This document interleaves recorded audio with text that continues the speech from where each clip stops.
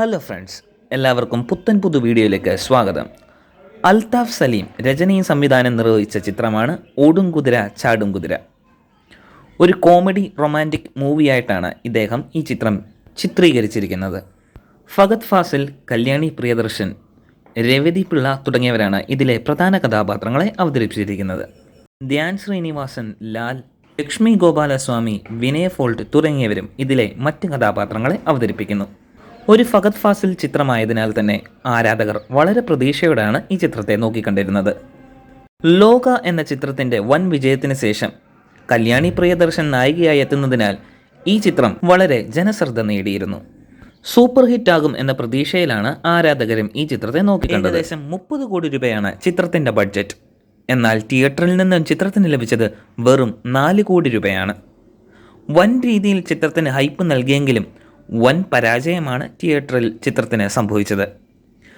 ഫഹദ് ഫാസിലിൻ്റെ കരിയറിലെ തന്നെ ഒരു ഫ്ലോപ്പ് മൂവിയാണ് ഓടും കുതിര ചാടും കുതിര. കല്യാണി പ്രിയദർശൻ ലോക എന്ന സിനിമയിലൂടെ വൻ റീച്ച് നേടിയെങ്കിൽ ഓടും കുതിര ചാടും കുതിര എന്ന ഈ ചിത്രം കല്യാണി പ്രിയദർശൻ്റെ കരിയറിലെ തന്നെ ഒരു ഫ്ലോപ്പ് മൂവിയായി മാറുകയായിരുന്നു. കഥാമൂല്യമുള്ള സിനിമകളെ മാത്രം ചെയ്യുന്ന മലയാളി പ്രേക്ഷകർക്ക് ഓടും കുതിര ചാടും കുതിര എന്ന സിനിമയെ ഒരു രീതിയിലും അംഗീകരിക്കാൻ സാധിക്കുന്നതല്ലായിരുന്നു. തുടർന്ന് OTT പ്ലാറ്റ്ഫോമിലൂടെ ചിത്രം റിലീസായെങ്കിലും ഉദ്ദേശിച്ച രീതിയിലുള്ള കളക്ഷൻ നേടാതെ ചിത്രം അടിഞ്ഞു പോവുകയാണ് ചെയ്തത്. പല കോമഡികളും സിനിമയിലൂടെ പറയാൻ ശ്രമിച്ചെങ്കിലും കോമഡികളെല്ലാം അസ്ഥാനത്താണ് കൊണ്ടത്. ചുരുക്കി പറഞ്ഞാൽ ഫഹദ് ഫാസിലിൻ്റെയും കല്യാണി പ്രിയദർശൻ്റെയും ഒരു ബോറ് പടമാണ് ഓടും കുതിര ചാടും കുതിര. എന്താണ് നിങ്ങളുടെ അഭിപ്രായം? ഓടും കുതിര ചാടും കുതിര എന്ന ഈ ചിത്രം നിങ്ങൾ കണ്ടിട്ടുണ്ടോ?